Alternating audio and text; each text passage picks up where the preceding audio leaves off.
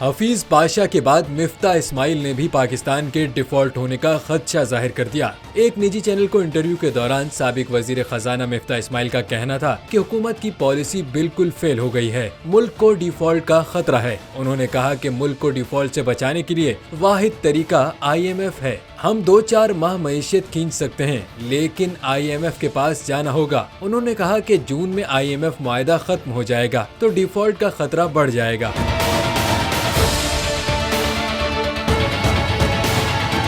उनका कहना था कि हुकूमत की हिकमत अमली बिल्कुल फेल हो गई है। 8 माह में एक चलते हुए प्रोग्राम को रिव्यू नहीं कर सके। 6 माह से वजारत खजाना सिर्फ बातें कर रही है। IMF मुआहदा नहीं किया गया। मुआहदा कर लेते जो अब तक नहीं किया गया। IMF की शराइत पर अमल किया लेकिन मुआहदा नहीं कर सके। IMF से मुआहदे पर जोर देते हुए उन्होंने कहा कि आलमी मार्केट में पाकिस्तान का बॉन्ड डिस्काउंट पर ट्रेड हो रहा है। चीन से फंड्स लेना जरूरी है, दोस्त ममालिक से बात करना होगी, इसके अलावा कोई रास्ता नहीं।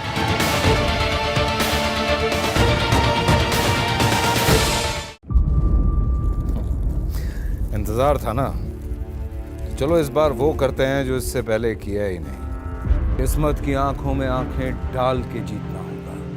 सब में है शेर जैसी राह, जर्रा जर्रा भी हर कंटेस्टेंट को लगेगा पहाड़। लड़खड़ाना नहीं है, खोल दो अपने पंख अगर आसमान छूना है।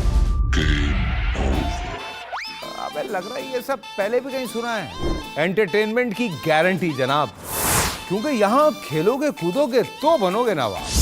खुश रहो पाकिस्तान। खुश रहो पाकिस्तान बुध और जुमेरात शाम 7 बजे सिर्फ बोल एंटरटेनमेंट पर। सब्सक्राइब करें और बेल दबाएं ताकि कोई खबर रह न जाए।